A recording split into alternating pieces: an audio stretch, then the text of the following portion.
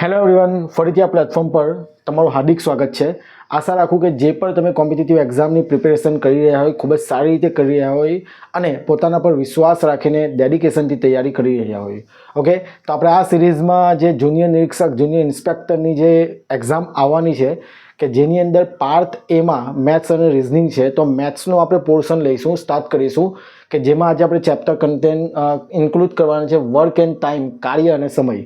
તમે કોઈ પણ એક્ઝામ જુઓ, GSSB, GPSC કે બીજી કોઈ પણ એક્ઝામ હોય, ક્લાસ 1 હોય કે ક્લાસ 2, તેની અંદર વર્ક એન્ડ ટાઈમનો, કાર્ય અને સમયનો એક કાં તો બે દાખલા હોય જ છે. ઓકે, તો આપણે બધા જ ટાઈપને કવર કરી લઈશું અને ખૂબ જ સારી રીતે કરાવીશું અને શોર્ટ ટ્રીક જ્યાં પણ હશે ત્યાં હું તમને જણાવીશ. ઓકે, તો તમારે નોટબુકમાં નોટ ડાઉન કરતા જવાનું છે અને જો કોઈ ફોર્મ્યુલા હોય તો તમારે એને લખતા જવાનું છે. ઓકે, તો વિડીયો આપણે સ્ટાર્ટ કરીએ. ઓકે, તો સૌપ્રથમ વર્ક એન્ડ ટાઈમ, કાર્ય અને સમય. ઓકે, જ્યારે પણ કોઈ કાર્ય કરવામાં આવે ત્યારે તેના માટે સમય લાગે છે. ઓકે, તો જે કાર્ય કરવાની જે સમય છે, કાર્ય કરવા માટે જે સમય લાગે છે તેને આપણે કહીશું કાર્યક્ષમતા. Okay, work efficiency. તો જે કાર્ય કરવાની ક્ષમતાને આપણે જો વ્યાખ્યા તરીકે લખીએ તો એકમ સમયમાં કાર્ય કરવાની ક્ષમતાને આપણે શું કહીશું? કાર્યક્ષમતા, અને ઇંગ્લિશમાં એને કહેવાશે વર્ક એફિશિયન્સી. બરાબર છે. હવે જે મેં ફોર્મ્યુલા લખાવું છું તે તમારે ખાસ સારી રીતે યાદ રાખી લેવાના છે અને એનો જ ઉપયોગ કરવાનો છે આખા ચેપ્ટરમાં. બરાબર. હવે શું ફોર્મ્યુલા છે તો હું તમને અહીં જણાવીશ. કાર્યક્ષમતા બરાબર, કાર્યક્ષમતા એટલે કે આપણું વર્ક એફિશિયન્સી બરાબર કરેલું કામ એટલે કે કાર્ય અને તે માટે લાગતો સમય. બરાબર છે. આ ફોર્મ્યુલા તમારે યાદ રાખી લેવાનું છે અને એના પરથી જ આપણે બધા ફોર્મ્યુલા યાદ રાખીશું. ઓકે, એટલે અહીં જે કાર્ય કરવાની ક્ષમતા, દરેક વ્યક્તિની કાર્ય કરવાની ક્ષમતા અલગ અલગ હોય છે.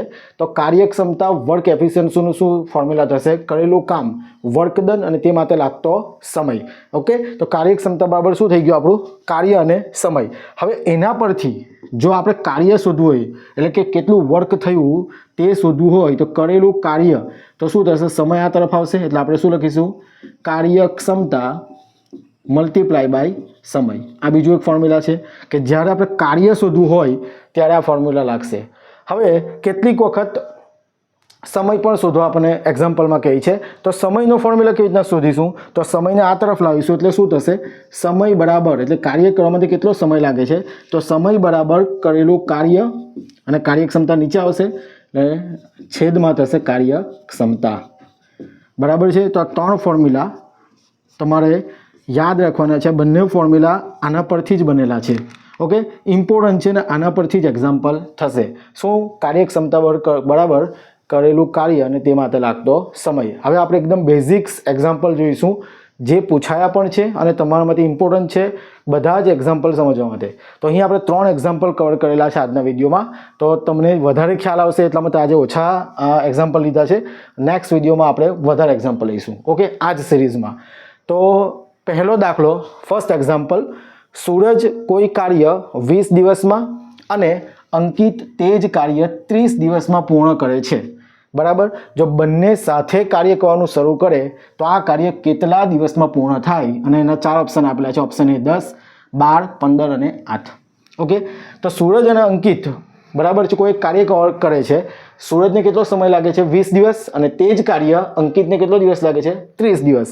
હવે જો બંને ભેગા થઈ જાય તો આ જ કાર્ય કેટલા દિવસમાં પૂર્ણ થાય? સ્વાભાવિક વાત છે કે બંને જો સાથે કાર્ય કરશે તો કાર્ય વહેલું પૂરું થશે, પણ આપણે શોધવાનું છે. તો અહીં જે મેં તમને મેથડ બતાવીશ તમારે એ જ પ્રકારે એક્ઝામ્પલ કરવાના કે જેથી તમને ઇઝી રહે. ઓકે, તો સૌ પ્રથમ આપણે વાત કરીશું કે જેમ કે અહીં આપણે વાત છે સૂરજની, તો આપણે એને S થી ઇન્ડિકેટ કરીશું અને કોણ છે બીજું આપણું અંકિત, તો અંકિતને આપણે A થી ઇન્ડિકેટ કરીશું. ઓકે, હવે જોજો અહીંયા કે હવે સૂરજને કોઈ કાર્ય કરતાં કેટલા દિવસ લાગે છે? 20 દિવસ. તો આપણે અહીંયા પહેલાં લખી દઈએ સમય, ત્યારબાદ અહીં આપણે લખી દઉં કુલ કાર્ય અને ત્યાર પછી કાર્યક્ષમતા. ઓકે, આ તમારે ધ્યાન રાખવાનું છે. હવે સૂરજને કોઈ એક કાર્ય કરવા કેટલા દિવસ લાગે છે? 20 દિવસ. તો આપણે અહીં લખીશું સૂરજને કેટલા દિવસ લાગે છે? 20. અને અંકિતને તે જ કાર્ય કરતાં કેટલા દિવસ લાગે છે? આપણા 30. ઓકે, હવે જે સમય લાગે છે 20 અને 30 એના પરથી આપણે લસા શોધીશું. આઈ હોપ કે તમને લસા શોધતા આવડતું હોય. જો લસા એલસીએમ શોધતા નહીં આવડતું હોય તો એના પર પણ આપણે વિડીયો બનાવી દઈશું કે જેથી તમને બધાને ખ્યાલ આવી જાય. તો આપણે જાણીએ છીએ તે પ્રમાણે કે 20 અને 30નો લસા કેટલો થશે? નજીકનું થશે, લઘુત્તમ સામાન્ય અવયવી, તો શું થશે? 20 40 60. બરાબર છે, બંનેમાં આવશે. અને જો નહીં આવડતું હોય તો તમે આપણે સ્કૂલમાં આ રીતે શોધતા જ હતા તે પ્રમાણે તમારે શોધી લેવાનું છે. હવે જાણીએ તે પ્રમાણે કે સૂરજને 20 દિવસ લાગે અને કરેલું કાર્ય કુલ કાર્ય કેટલું છે? 60. તો કેટલા થશે? 20 40 60 એટલે અહીંયા આપણે લખીશું 3, કારણ કે 20 મલ્ટીપ્લાય બાય 3 કેટલા થાય? 60. તે જ રીતે અંકિતમાં તે શું છે? 30 છે, તો એને કેટલા થશે? 2. આમ અંકિતની કાર્યક્ષમતા 2 છે અને સૂરજની કાર્યક્ષમતા કેટલી છે? 3. હવે આપણને ક્વેશ્ચન પૂછ્યો છે કે બંને સાથે કાર્ય કરવાનું શરૂ કરે તો કેટલા દિવસમાં, એટલે આપણને શું પૂછેલું છે? સમય. તો મેં તમને કીધેલું હતું કે આના પરથી જ ફોર્મ્યુલા છે. તો સમયનું ફોર્મ્યુલા શું છે? કરેલું કાર્ય અને કાર્યક્ષમતા. તો આપણે અહીં ફોર્મ્યુલા લખીશું કે સમય બરાબર આ જ કાર્ય કરવા માટે લાગતો સમય બંને સાથે કરે ત્યારે. ઓકે, તો શું છે? ચાલો આપણે શું લખેલું છે કે કરેલું કાર્ય, એટલે કે કાર્ય કેટલું છે આપણું? ટોટલ 60 છે. અને બંનેની કાર્યક્ષમતા ભેગી બંને સાથે કામ કરે છે, એટલે જે સૂરજની કાર્યક્ષમતા છે 3 અને અંકિતની કાર્યક્ષમતા છે તેનો શું થશે? પ્લસ થશે. બરાબર છે. શું છે? ફોર્મ્યુલા પરથી જ કરેલું છે. સમય બરાબર કાર્ય છેદમાં કાર્યક્ષમતા. કાર્ય કેટલું છે આપણું? 60 અને કાર્યક્ષમતા કેટલું છે? અંકિતની 2 અને સૂરજની 3 એટલે 3 + 2. તો શું થશે? 60 ડિવાઈડ બાય 5 એટલે કેટલા થશે? 12. બરાબર છે, એકદમ વ્યવસ્થિત રીતે કરેલું છે, એટલે આપણો ઓપ્શન નંબર બી સાચો છે.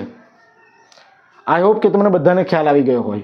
બરાબર છે, એકદમ વ્યવસ્થિત રીતે કરાવેલું છે. આપણે તમારે નોટબુકમાં લખતા રહેવાનું છે. હવે આની શોર્ટ ટ્રીક શું છે? તો આપણે અહીંયા આગળ શોર્ટ ટ્રીક જોઈએ. શોર્ટ ટ્રીક બરાબર છે. શોર્ટ ટ્રીકમાં કેવી રીતના કરીશું કે જ્યારે બંને ભેગા થઈને કાર્ય કરવાના હોય તો જે પણ દિવસ આપેલા છે તેને તમારે શું કરવાના છે? પહેલાં મલ્ટીપ્લાય અને ડિવાઈડમાં પ્લસ. આ આપણી શોર્ટ ટ્રીક છે. આન્સર આવી જશે. તો જોઈ લઈએ કેવી રીતના થશે. તો 20 × 30 એઝ ઇટ ઇઝ રાખીએ આપણે. અને 20 + 30 કેટલા થશે? 50. 1 0 કેન્સલ. 5 6 30 5 30 કેટલા આવી ગયા? 6 2 12. આ આપણી શું થઈ ગઈ? આપણી શોર્ટ ટ્રીક થઈ ગઈ. બરાબર છે. પણ હું તમને એડવાઇસ આપીશ, સજેશન આપીશ કે તમારે પહેલાં આ રીતે જ કરવાનું છે, જેથી તમને ચેપ્ટરનું સાર ખબર પડે કે આપણે કરવાનું કઈ રીતના છે. બરાબર છે બધાને? તો શોર્ટ ટ્રીક આ રીતના બી તમે એક્ઝામ્પલ કરી શકો. સેકન્ડ એક્ઝામ્પલ, કોઈ વ્યક્તિ એ છે જે 16 દિવસમાં એક કાર્ય પૂર્ણ કરે છે. કોઈ વ્યક્તિ એ છે, પર્સન એ છે જે એક કાર્ય કેટલા દિવસમાં પૂર્ણ કરે છે? 16 દિવસમાં. તેવી જ રીતે કોઈ વ્યક્તિ બી છે તે એ જ કાર્ય 8 દિવસમાં પૂર્ણ કરે છે.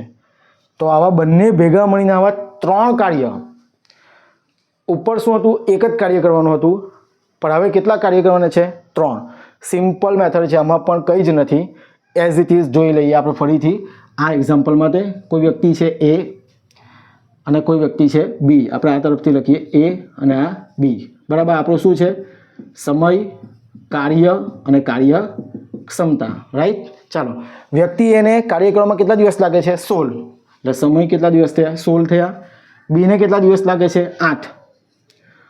હવે આનો એલસીએમ કેટલો થશે? 16 અને 8નો એલસીએમ કેટલો થાય? 16. બધાને ખ્યાલ જ છે. ઓકે, તો એની કાર્યક્ષમતા કેટલી? 16 × 16 થશે અને બીની કાર્યક્ષમતા કેટલી થશે? 8 2 16. તો અહીં તમને ખ્યાલ આવી ગયો કે કાર્યક્ષમતા કેટલી છે?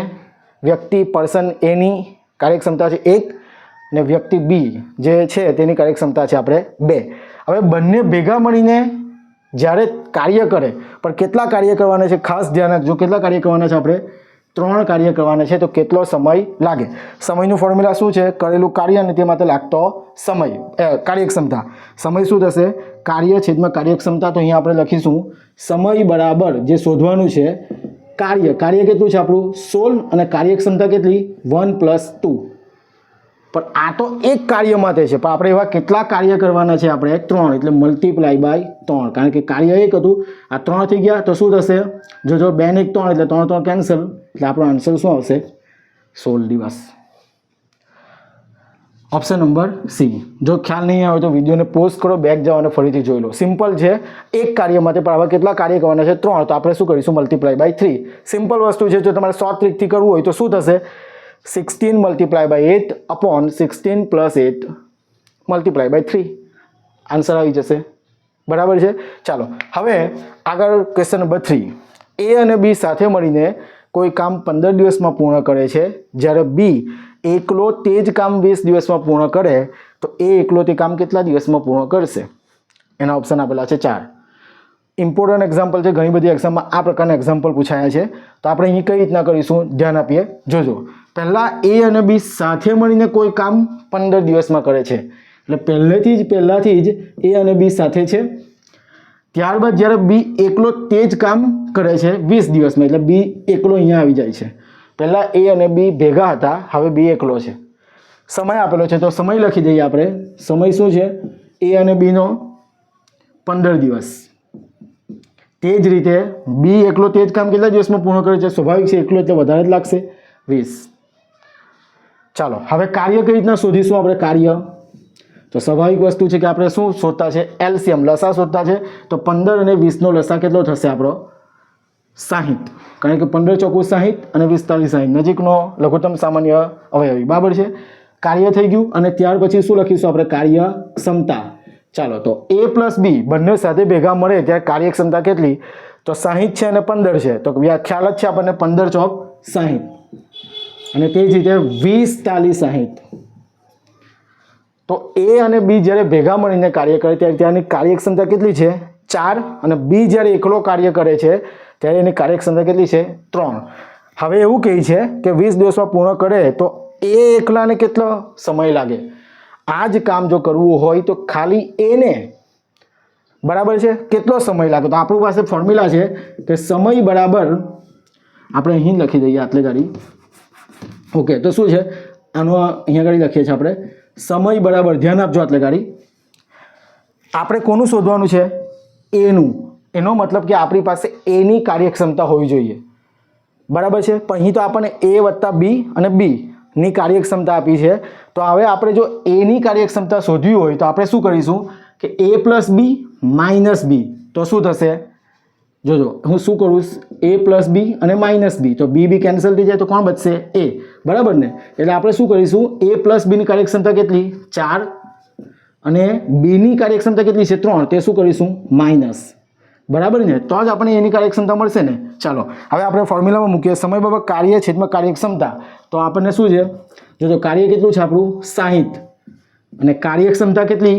મેં તમને કીધું તે પ્રમાણે એ પ્લસ બીની સાથે કેટલી? 4.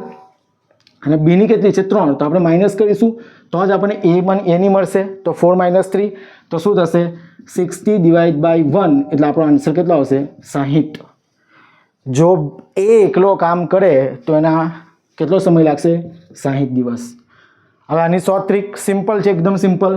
શોર્ટ ટ્રીક કઈ રીતના? તો જે આન્સર આપ્યો છે આપણને ખબર છે કે માઇનસ કરવાનું છે. તો શું કરશે? હું 15 અને 20 છે તો જે મોટું હોય તે પહેલાં લખી દઈએ. તો 20 × 50/20 50 તો શું થશે? જોજો, 20 × 15 છેદમાં 20માંથી 15 જાય તો કેટલા? 5. તો 5 તાલી 15 તો 20 તાલી 60. કારણ કે આપણે એ એકલાની કાર્યક્ષમતા શોધવી છે એટલે આ શોર્ટ ટ્રીક થશે માઇનસવાળી. આશા રાખું કે બધાને ખ્યાલ આવી ગયો આ 3 એક્ઝામ્પલમાં. જો તમને હજુ પણ ખ્યાલ નહીં આવ્યો હોય તો વિડીયો પોઝ કરો, બેક જાઓ, ફરીથી જુઓ. અને જો એના પછી પણ કંઈ ડાઉટ રહી છે તો તમે મને કમેન્ટ કરી શકો અથવા અમારી ટેલિગ્રામ ચેનલમાં જોઈન થઈ શકો, જેની લિંક છે ડિસ્ક્રિપ્શનમાં.